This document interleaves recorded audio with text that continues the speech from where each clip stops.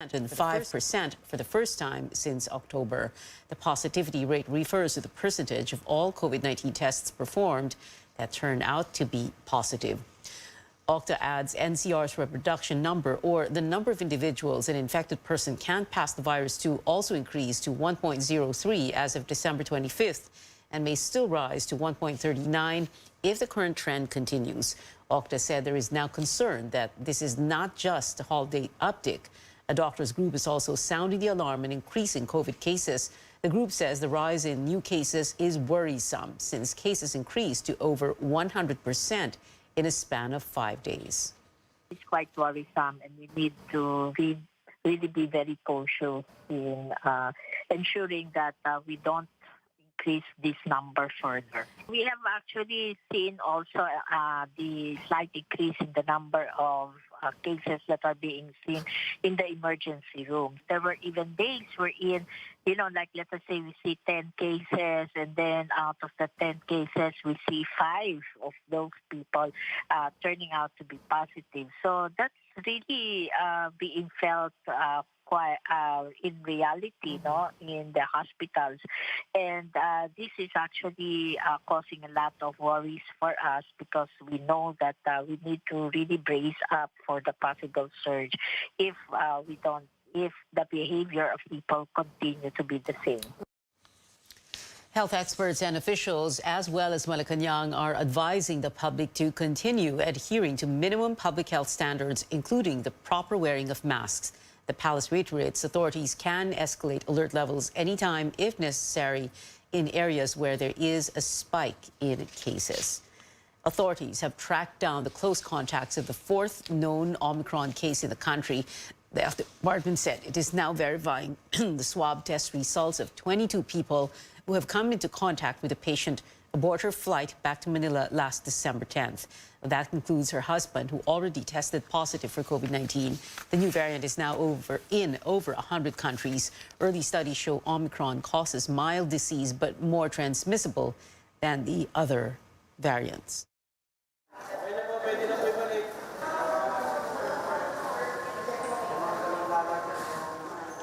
A group of hospitals is holding off its so-called, its call for the so-called PhilHealth holiday.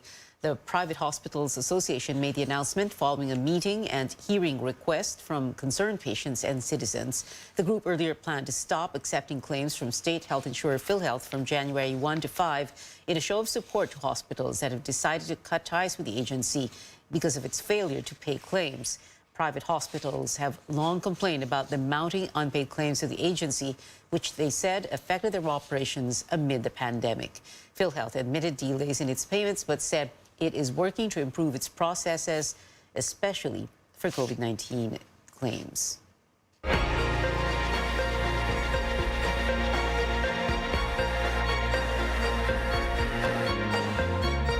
Typhoon Odette ravaged 14 barangays in Puerto Princesa City in Palawan. A satellite clinic that caters to many of these areas also suffered heavy damage, but its 2 health workers still treat as many patients as they can despite inadequate medical supplies.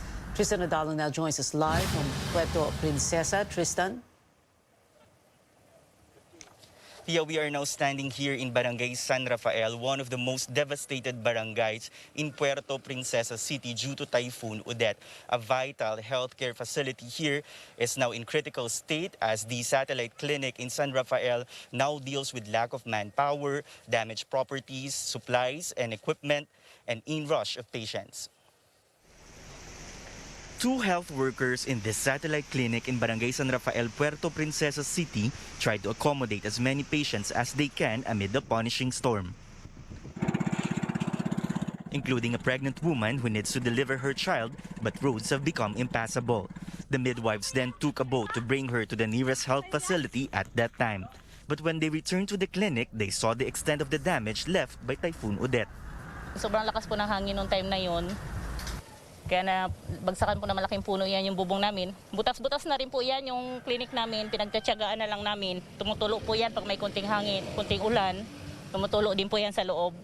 Medicines and vaccines were washed out, the staff room became roofless, medical equipment and devices have also been destroyed. They could not accept patients who are in need of specialized equipment because of power outage. The generator is also malfunctioning. Sa amin po sobrang hirap, sir. Wala talaga kaming pahinga, sir. Wala kaming tulog sa halos araw-araw. Maraming pasyente, dinadagsa po kami ng pasyente rito. Kulang po kami ng staff. Oxygen and medicine supplies are running out. No medical doctor has been assigned in the area since the start of the pandemic. And now with no stable clean water source, even the ambulance is being used to bring filled up containers. Kulang na rin po sa gamot dahil yung iba nga po na was out din. Mga supplies po. The satellite clinic in San Rafael is now requesting or in dire need of nebulizers, oxygen regulators, and pulse oximeter. They also appeal for medicines and additional medical supplies. Meantime, Puerto Princesa officials report that the estimated cost of damage in healthcare facilities and medical equipment in Puerto Princesa has now reached to 12 million pesos. Back to you, Pia. Tristan Nodalo there reporting from Puerto Princesa in Palawan. Well, up ahead on Newsnight, Comelec mounts mock elections for the 2022 polls, the first to be held under the shadow of the pandemic. And more Filipinos are welcoming 2022 with hope. Details when we return.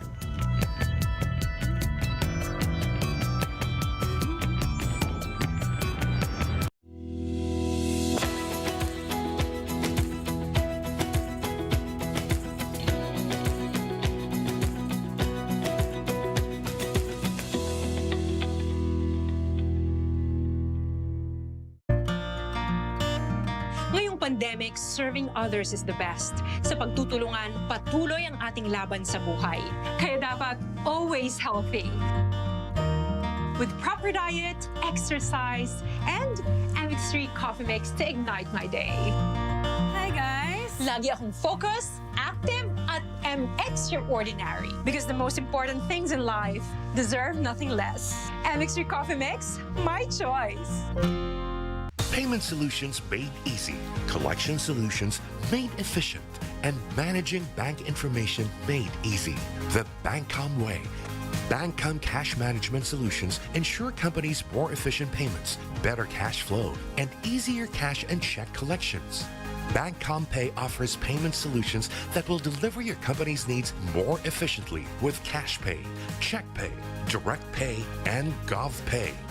Bancom Collect offers collection solutions that prioritize your company's security and convenience to ensure effective and easy transactions with Deposit Collect and Direct Collect. Bancom Connect allows you to effectively monitor and manage your company's funds and transactions in real time online through Bancom Business and Bancom Business Direct. Visit Bank of Commerce online or text the hotline for more details. Improve your profitability through effective cash management. Go the Bancom way today. May pagbabago man sa dekorasyon, sa pangangaroling, at sa simoy ng selebrasyon. Ang maiiwan na damang-dama ay sarap ng Pasko na buong-buo. Sa Paskong Pure Foods, sarap na hatid ng Pure Foods Noche Buena. Sa Paskong Pure Foods, sarap na dala ng pamilyang bumubuo sa Pasko. Sa Paskong Buong Pasko sa Paskong Pure Foods. Sa pagbangon ng mga Pilipino, saludo ako sa mga taong patuloy na humaharap sa hamon ng pagbabago. Bilang isang ina, handa akong gawin ang lahat para sa kaligtasan ng aking mga anak. Pandemya man, tuloy pa rin ang serbisyo para malinis ang kapaligiran. Serbisyong publiko para sa kaligtasan ng lahat. Sa panahon ng krisis, ikaw, ako, magtulungan tayo. Saludo ako sa Pilipino. For my babies, only vet-approved Nutri-Chunks puppies. The only one with active boost and prebiotics na Pampalisto. Made with real meat with essential nutrients to help them grow strong and healthy. Happiness! Listo, ganado sa Nutri-Chunks puppies. Tumagal tayo sa dilim, laman tayo ng nightlife. Now it's time to live the light life. Let's have San Mig Light with the sun out. Hindi lang panggabi ang bonding natin. Any hour is now happy hour. As we drink up the light life, kumagaan ang feeling. Ang katapusan ng bawat kwento, may inuumpisang bago. Get into the light life.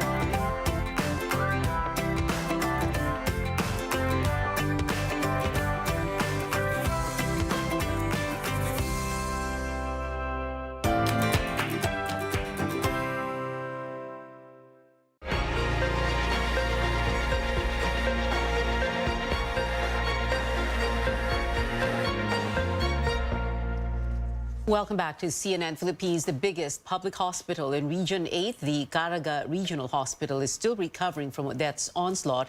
Most of the staff survived the typhoon, but their homes were damaged as well. Still, they continue to perform their duties to provide health care to those in need. George Quiles tells us more. This video was taken inside the Iriga Regional Hospital in Surigao City, showing how intense Odette was. The typhoon left portions of the hospital damaged.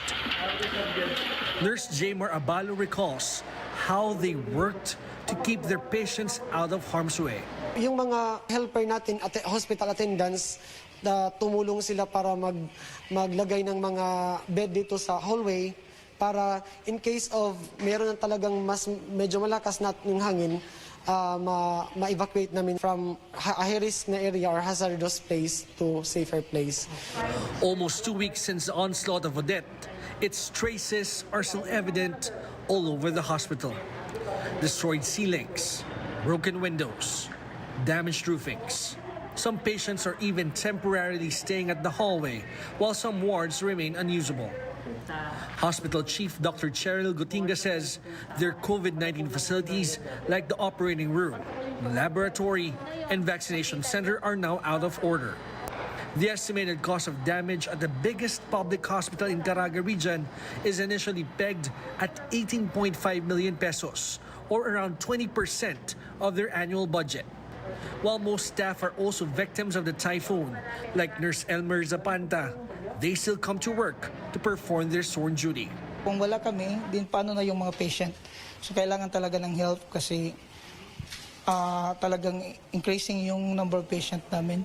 So sinong magbigay ng kanilang dressing, magbigay ng mga gamot kung wala yung mga staff. Malaki rin ang pasasalamat ko sa kanila na despite yung mahirap na situation, lahat naman tayo na-affected rin sa bagyo. So I'm happy na malaking percentage rin ang nag-report pa rin. Power was recently restored in the hospital and water supply is still unstable.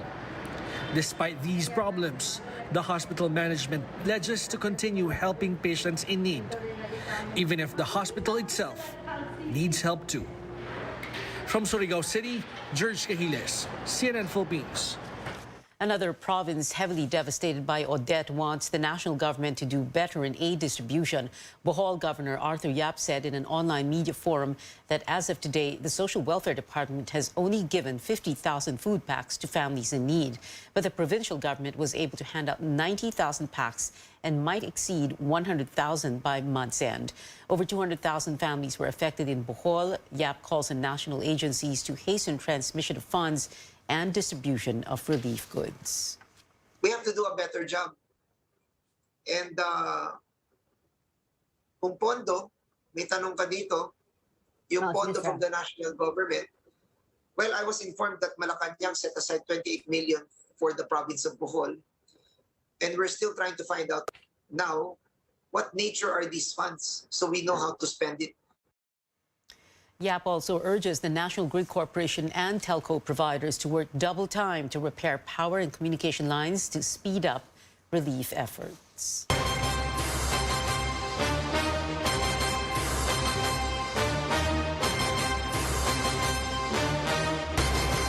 COMELEC mounts mock elections to check if everything is in order 5 months before the 2022 polls, from COVID-19 protocols to the transmission of votes. Our Melissa Lopez joins us live from Pasay City for details. Melissa? Pia, we are now at the Cuneta Astrodome for the canvassing of from 2 voting centers in Pasay City as part of mock election sites nationwide. Voting opened at exactly 7 in the morning at the Padre Zamora Elementary School, where 390 out of a target of 400 participants showed up. Elderly couple Elvira and Francisco Aquilio were the first to finish voting, completing the process in just a few minutes. Another voter took longer. Hindi mo nakakalito, ayos lang. Parang kagayang dati rin. Ang mga letra malilito. Pero kita naman namin eh. Ito ko lang ho talagang ma-experience at maranasan kung ano talagang ano. Upang sa actual, di na ako lalong mahirapan. The May 9 polls is the first in the middle of the pandemic. Health protocols are in place. Temperatures are taken at the gate, and if a test voter shows COVID-19 symptoms, he will be led to an isolated polling place. All must wear a face mask and face shield, but this rule may change. Inside, voters pass by this desk to know which classroom to visit. Persons with disabilities, pregnant women, and senior citizens who might have trouble walking to the precinct can vote at the Emergency Accessible Polling Place, or EAPP. COMELEC tested a 3-room setup. The first room, a holding area. Ballots are filled out in the second room, 10 people at a time, and then fed to the vote counting machine in the third room. COMELEC spokesman James Jimenez says it should take only 5 minutes to finish voting. Turnout was also better than expected. Voting went generally smooth. In Pateros, polls closed at noon for exceeding the target number of voters. However, in Negros Oriental, ballots had to be trimmed to fit the voting machine. Poll watchdog Lente also reported paper jams in voting machines in Isabela and Albay. Meanwhile, police say they are set to identify election hotspots by January. Polls closed at 5 p.m. and the local COMELEC officers have just finished the canvassing and tallying of votes remitted by the voting centers. Now they can declare who are the winners in the local race, at least for the test elections. And if interested, it was actually Selena Gomez who won the presidential race. Back to you, Pia. Melissa Lopez there reporting on the mock elections. We'll take a quick break, and when we return, 2022 just a few days away, we'll take a look at Pinoy's outlook for the new year Association based on the latest social weather station survey. And we go to some of the most famous places to buy medianoche items and find out if prices have gone up. You're watching CNN Philippines.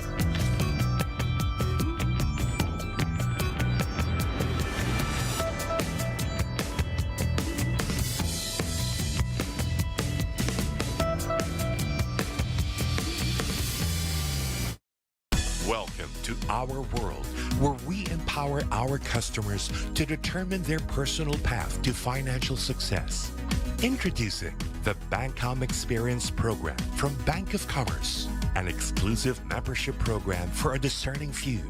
Enjoy more personalized banking and access to exclusive benefits that suit your lifestyle, including a safer banking experience with the EMV debit card, higher EMV debit card withdrawal limits. Grow a successful and rewarding financial future with experience from Bank of Commerce. Visit Bank of Commerce online for more details. Ngayong Pasko, huwag sana nating kalimutang pasalamatan ang mga frontliners na patuloy na nagsasakripisyo. Sila ang kabalikat natin sa panahon ng peligro. Alay ng frontliners ang kanilang buhay para sa kapakanan ng sambayan ng Pilipino. Ang ating mga frontliners, ang mga bagong bayani ng bayan. Sariwain natin ang tunay na diwa ng Pasko. Maraming salamat po, mga mahal nating frontliners. Mula sa amin, Frontliners! Kayo ang bida. May pagbabago man sa dekorasyon, sa pangangaroling, at sa simoy ng selebrasyon. Ang maiiwan na damang damang-dama ay sarap ng Pasko na buong-buo. Sarap na hatid ng Pure Foods Noche Buena.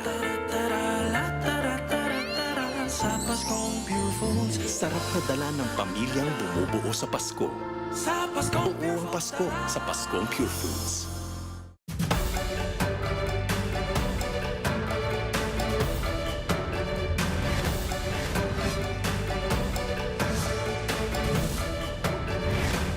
Pagpapamalas ng malasakit, tapang at kabayanihan sa pagharap sa anumang pagsubok ng buhay. Yan ang mga taong kikilalanin natin sa ika-4 na taon ng Ginebra Ako Awards. Nagsimula noong taong 2003 na may hangaring makapagpatayo ng 700,000 kabahayan sa 7,000 isla sa loob ng 7 taon. Ito ang Gawad Kalinga na sinisimbolo na kahit kailan walang iwanan. At magpahanggang sa ngayon ay buong tapang na tumutulong at kumakalinga sa ating mga kababayan. Ang Pilipino ay likas na nagbibigay malasakit. Kilala tayo sa ibang bansa bilang taong natural ang magkalinga. Kailangan lang natin to bigyan ng pagkakataon, mailabas at kahit may hirap, kahit mahirap ang bansa, kaya pa rin natin magkalinga sa iba.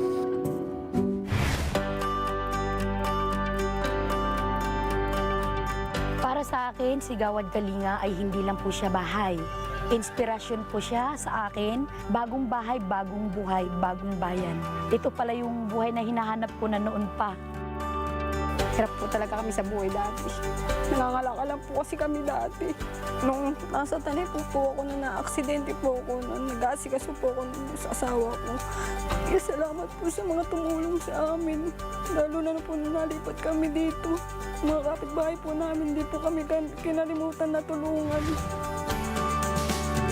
Ang Gawad Kalinga ay simbolo ng pangarap ng mga Pilipino na tapusin yung kahirapan sa bansa. Poverty is loss of dignity. In restoring their dignity, that brings out their capacity to dream and that enables them to become productive.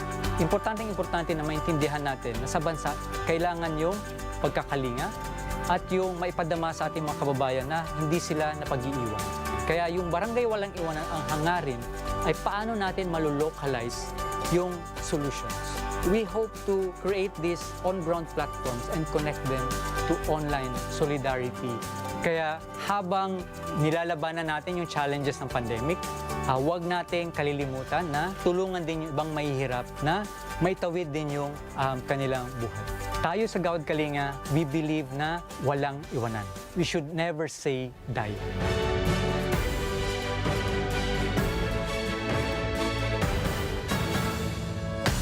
Isa pong karangalan na tanggapin ng Gawad Kalinga ang Ginebra Ako Awards Year 4. Ito po ay isa ring pasasalamat sa thousands of volunteers ng Gawad Kalinga dahil po sa inyo napatunayan natin na totoong walang iwanan sa bansang ito. Binabati ko ang lahat ng bumubuo sa Gawad Kalinga. Lalong-lalo na sa mga taong nasa likod ng programang Barangay Walang Iwanan. Ito ay isang patunay ng mga Pilipino kailanman ay never say die. Congratulations po! Bagong tapang at patuloy na kasaganaan ang aming hangad para sa lahat ng bumubuo ng Gawad Kalinga. Mabuhay kayo! Ako po si Pauline Verzosa at ito ang ika-4 na taon ng Ginebra Ako Awards. Tumitindi ang bagong tapang ng One Ginebra Nation.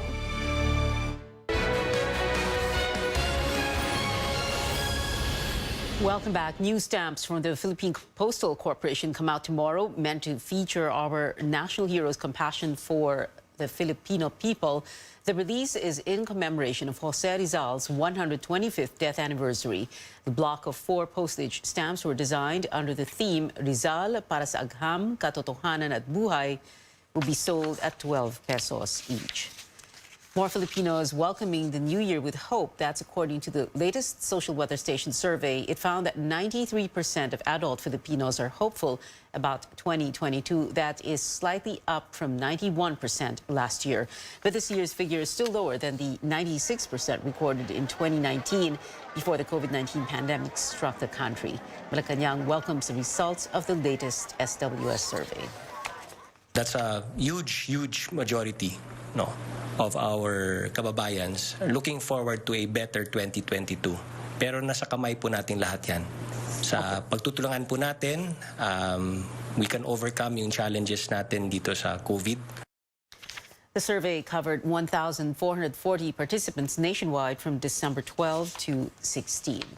It is just 2 days until New Year's Eve, and the rush to buy medianoche staples like fruits and ham has begun, but sales have yet to pick up in one popular destination for lechon. CNR Kanghel has that story.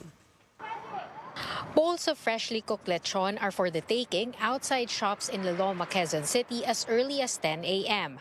But customers are hard to come by. Vendors flag vehicles and passers-by, urging them to buy roasted pig.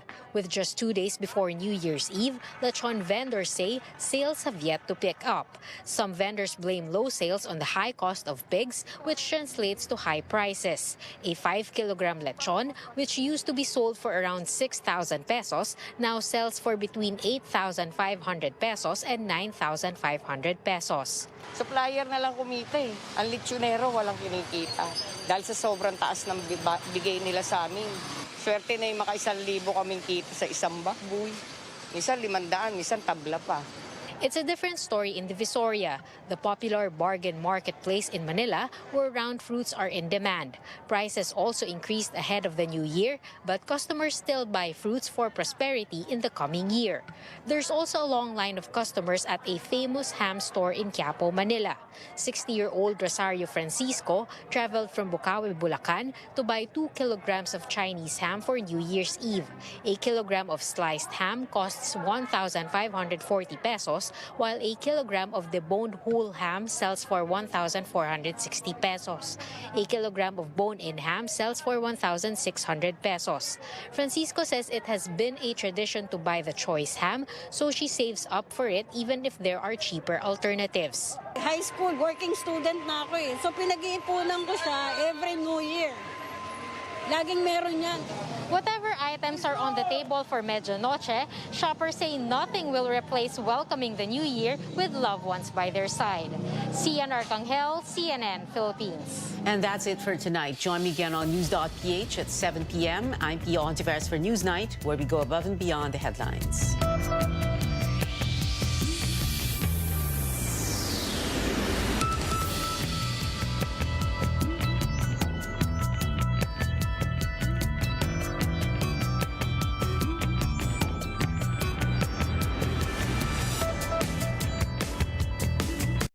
This program is brought to you by...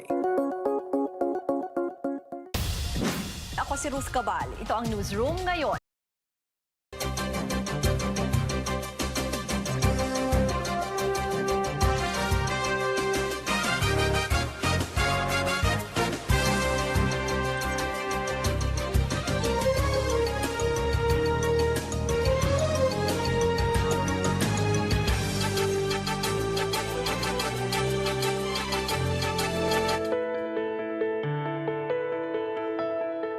For many of us, we never really think much about our gallbladder, like we do our heart or the... For many of us, we never really think much about our gallbladder, like we do our heart or the liver. But the gallbladder has a very important role in our digestive system. It's a relatively small organ located just under the liver.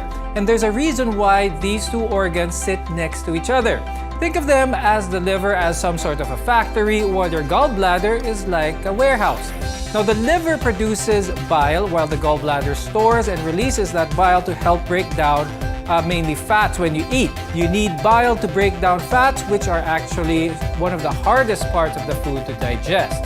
And when you break down the fats, you transform it into energy that the body can use. Today on the program, we'll talk about how to keep your gallbladder in good health to avoid the likelihood of problems such as inflammation and gallstones. I'm Dr. Freddy Gomez, and this is Med Talk Health Talk on CNN Philippines.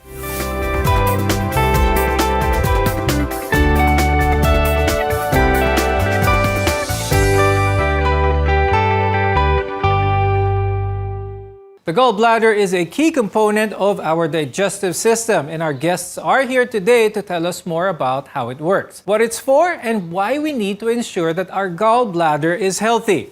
With us is Dr. Catherine Te. She's the Chief of Hepatobiliary Pancreatic Center in Makati Medical Center and the President of the Philippine Hepatobiliary Surgeons. Also with us is Dr. Ira Inductivo Yu. She is a gastroenterologist from National Kidney and Transplant Institute and Diliman Doctors Hospital and the President of the Philippine Society of Gastroenterology. Now, when someone eats fatty food, your gallbladder receives a signal to react. I'll start first with Dr. Kathy. How does it all work? Please explain to our viewers yung basic functions ng ating gallbladder o ang ating abdo. Well, technically, the gallbladder is a storage. It's a reservoir. You know, it stores the bile because the bile is secreted in the liver, and then it is 80% of it is stored in the gallbladder.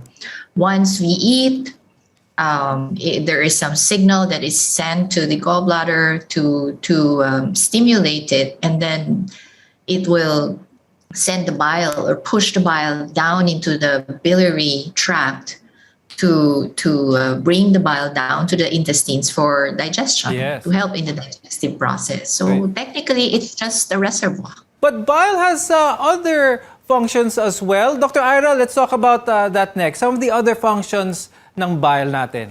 The bile also facilitates digestion of other nutrients, and particularly when it comes to vitamins, it facilitates the digestion and absorption of fat-soluble vitamins like vitamin A, D, E, and K. Now, we keep hearing time and time again to eat healthy, and here are more reasons why. Because certain foods can actually protect and promote a healthy gallbladder. Dr. Kathy, pag-usapan naman natin, what are these gallbladder-friendly foods naman? We know that we need to have a good diet, a balanced diet. And basically, everything that is less fatty will be healthy for the gallbladder. Because when there is an imbalance in the amount of fat, for example, cholesterol, and then the bile salts, when there is a difference in the concentration, that's when gallstones develop. And therefore, foods that are less fatty are the ones that are healthy to the gallbladder.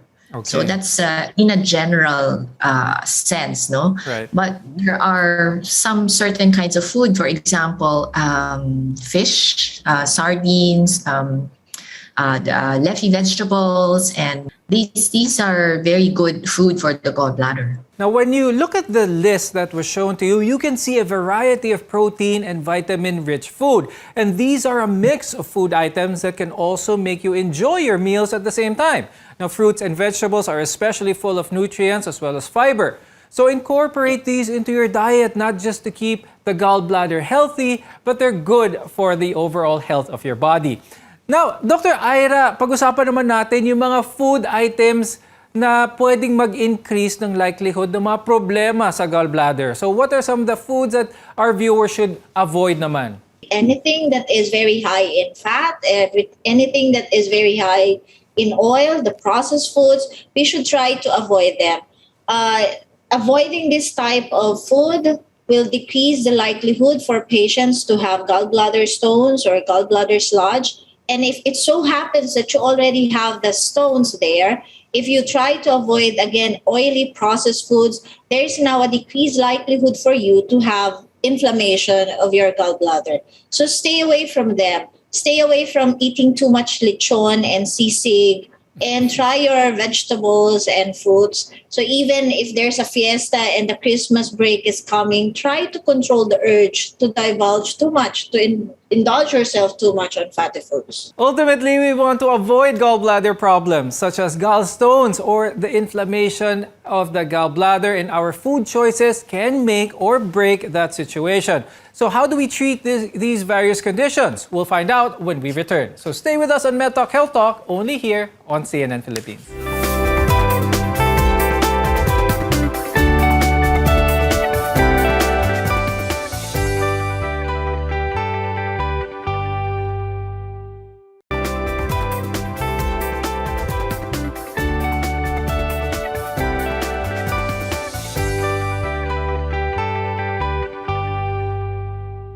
I'm Dr. Freddy Gomez, and welcome back to MedTalk Health Talk on CNN Philippines, where caring is our calling. Your gallbladder works to store and release your bile, a fluid that helps the body break down and digest the food that you eat, in particular, fat.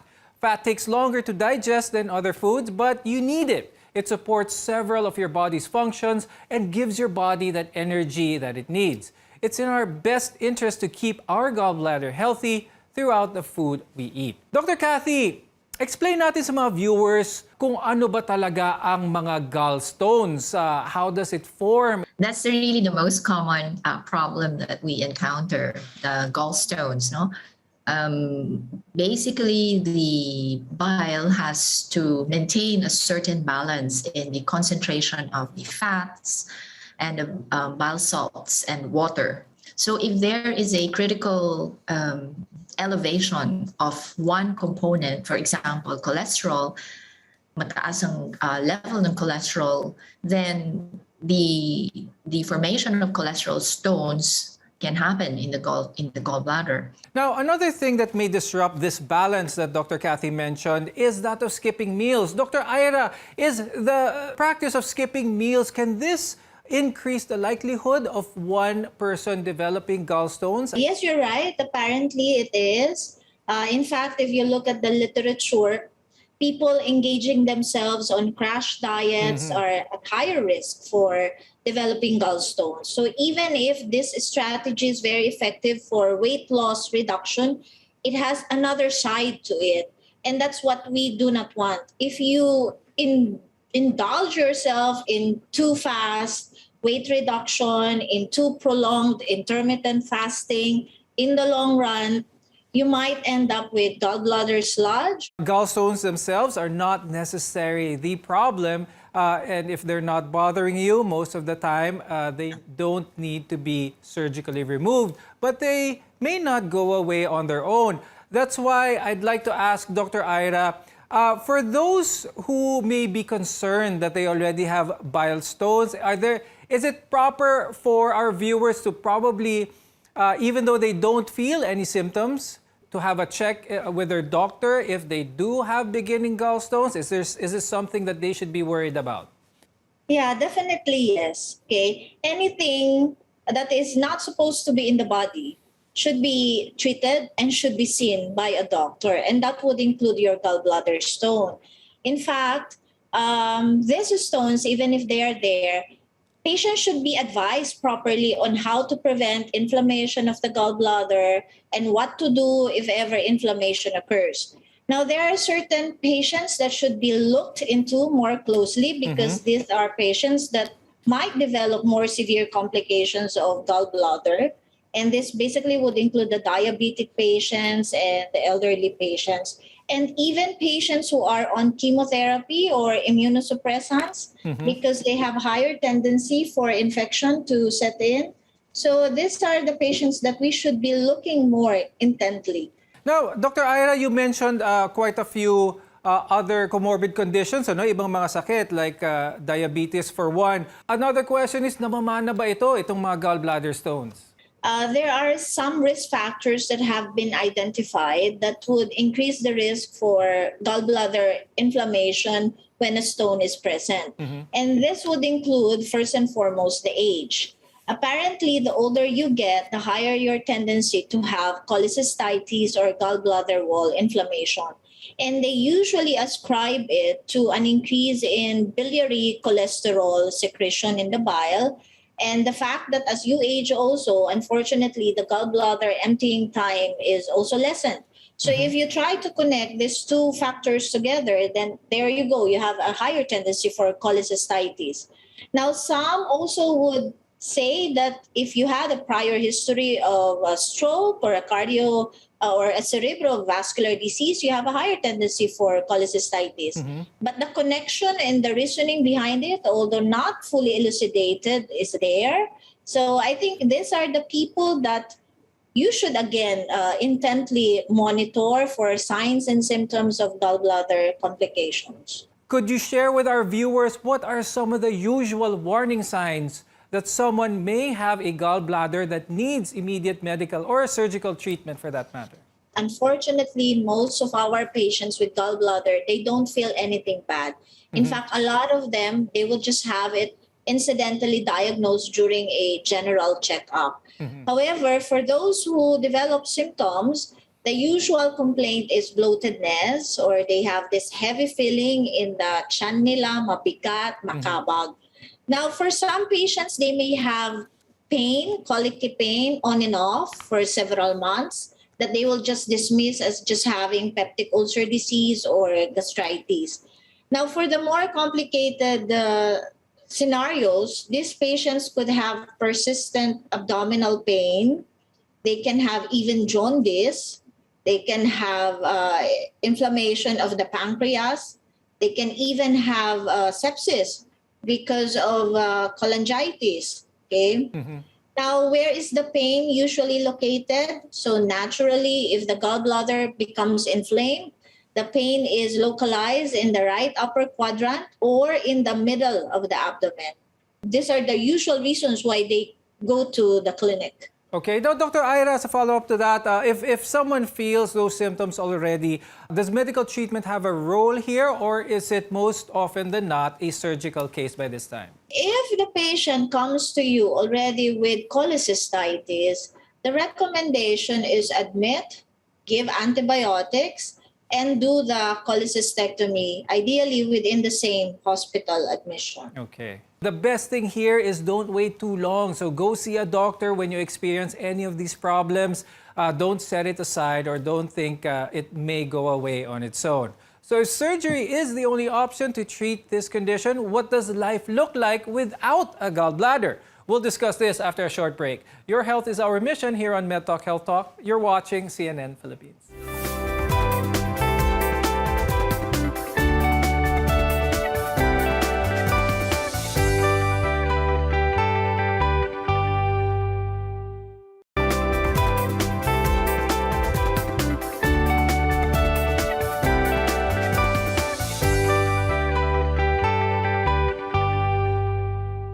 I'm Dr. Freddy Gomez, and this is MedTalk Health Talk, your partner in healthcare. Your gallbladder can be removed if necessary. Now, people without it can live a normal and healthy life. But this means your body isn't able to store bile in your gallbladder anymore because it has been removed. And as a result, some dietary changes are recommended at first to help your body adapt. Dr. Ira, what if someone has their gallbladder removed but still continues to eat a high-fat diet? Are there any further complications that may happen? Just to remind our viewers that eating healthy is definitely a plus. Of course, it's not only the gallbladder that is affected by a high-fat diet. Remember, the liver, can have fatty deposition. In fact, we should eat healthy. We have to really lessen the fat for good health. Fatty liver is now a worldwide. It's a silent pandemic. And our notion before is it's just fatty liver. It will not kill me. But the problem is it's a progressive disease. And for all we know, we might end up with a lot of liver fibrosis or liver cirrhosis. So even if you do not have the gallbladder, even if you're not concerned with gallbladder stone because there's no gallbladder to begin with, you have to take care of your liver. You have to take care of your heart. And there's also such a thing as common bile duct stone. So I think you should eat healthy. Try to lessen the fatty foods. As a reminder to our viewers to always eat healthy because it will not only manage the presence of problems with your gallbladder, but with your liver, your heart, and your whole body in general. Now, I'd like to ask Dr. Kathy, when it comes to problems with the gallbladder, ang problema lang ba ay stones, or can infection and inflammation also be a cause for concern when it comes to our gallbladder? And when it comes to the stones, sa gallbladder lang ba sila nakikita? That's very important for our viewers to know because the stones can cause the infection. Now, sometimes there's also what we call as a acalculous cholecystitis, where there's no stone, but there's infection in the gallbladder. So these needs to be treated as well. And the stones, sometimes they're not only in the gallbladder. So if this migrates, the patient can turn jaundice. They will become yellow and they can develop fever. Ito yung tinatawag na cholangitis. So we don't want patients to develop cholangitis, which is infection within the biliary system. Now, before we go, I'd like to ask Dr. Ira, are there any tips that you could share with our viewers when it comes to not just gallbladder health, but liver health as well? Unfortunately, fatty liver is becoming one of the more common reasons now for liver cirrhosis. So we need to stop as early as possible, need to stop this bad habit of eating lots of fatty foods. Second, we need to regulate and avoid too much alcohol consumption. So if you can control your urge to drink alcohol, you have to control it right now. And then, of course, vaccinate. So we need to maximize the opportunity that we have to vaccinate ourselves and our family. We all need it. And then, of course, have your regular checkup. As physicians, we would like to see you in our clinic just for a good annual checkup. We don't like to see you with a very sick liver already. So please consult early. Dr. Kathy, is there anything you'd like to add? Any advice for the viewers before we go? Sometimes we do not take too much into account the diet of our children. And parang, oh, bata pa yan eh, pwede to. But in reality, the healthy lifestyle should start while they're young so that they develop into a good habit. Maraming salamat, hepatobiliary surgeon Dr. Catherine Te and gastroenterologist Dr. Ira Inductivo Yu for being with us today. We appreciate your time and insights very much. I'm Dr. Freddy Gomez, and thank you for watching MedTalk Health Talk on CNN Philippines. We'll see you again next time. Stay safe.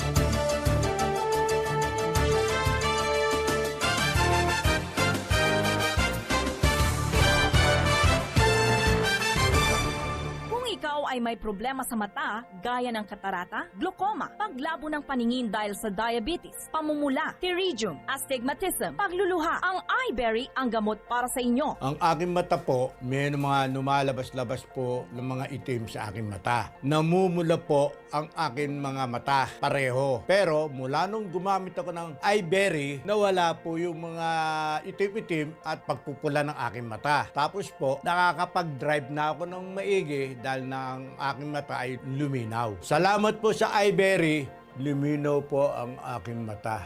Ang eyeberry ay mabibili sa Mercury Drug at sa mga suking butika sa inyong lugar. Halagang paalala, ang eyeberry ay hindi gamot at hindi dapat gamiting panggamot sa anumang uri ng sakit. Ako po si Emmanuel H. de la Sala, taga Barangay Bapor, Masbate City, BS Ed English sa Liceo de Masbate. Nagapasalamat sa ako Bicol Party List kan Congressman Elizalde Esco, kag Congressman Alfredo Agar Bin Jr. paagi sa oportunidad na makabaton sa educational assistance bilang suporta sa akon pagaklase sa kolehiyo. Kag ini magiging paagi na matupadan akon pangarap kag mabuligan ang akon ginikanan. Sana damo pan iyo mabuligan. Mabuhay, ako Bicol Party List. Ako Bicol Party List. Katabang na, kasurug pa. Loren Legarda po. 18 years akong senador at nagsulong ng mga batas na nakakatulong sa mga nangangailangan. Free college education law. Para sa aming edukasyon. MSME law. Batas para sa aming kabuhayan. Climate Change Act. Mga batas para sa kalikasan at climate change. Mga batas na ginawa ko na napapakinabangan ngayon. Sana makatulong pa ako sa mas marami. Loren Legarda. This is a paid advertisement. Ang trusted dog food ni Catherine Bernardo, Nutri-Chunks na. Listo at ganado ang baby ko sa vet-approved Nutri-Chunks with active boost and prebiotics na pampalisto. Made with real meat and essential nutrients that help keep them healthy and happy. Listo ganado sa Nutri-Chunks. Nanlalabo na ba ang inyong mga paningin? O kailangan mo ng proteksyon laban sa radiation? Ano pa ang hindi hintay nyo? Pumunta na sa The Vintage Optical. Ang optical para sa lahat. Visit us at the ground floor, Gaisano Capital, Barangay San Roque, Iriga City. We offer free computerized eye examination. Free frame. Lente lang ang babayaran. Starts at $999 complete eyeglasses with anti-radiation lens. The Vintage Optical, the widest selection of optical signature frames and sunglasses. The Vintage Optical, ang optical para sa lahat.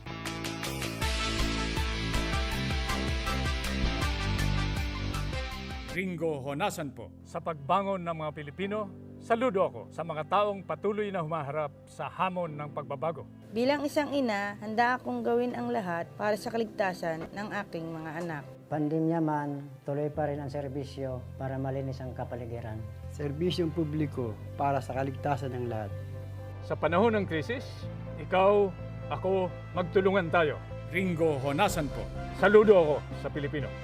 Libre kong San Miguel beer, basta akin ng Tansan. Tansan? Sa San Miguel Oktoberfest Instant GCash Panalo Promo, uulan ng up to 100 million pesos in GCash prizes. Buy any San Miguel beer, hanapin ang code sa crown. Kung meron, panalo ka! Iscan ang QR code sa mga posters at Facebook. I-type ang code and win! Sali na!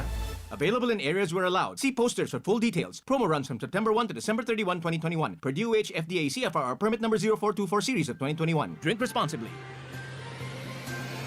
CNN Philippines Hour sa RPN-DZKI Iriga, alas 6 hasta alas 7 ng manggi, Lunes hanggang Biyernes. CNN Philippines Hour.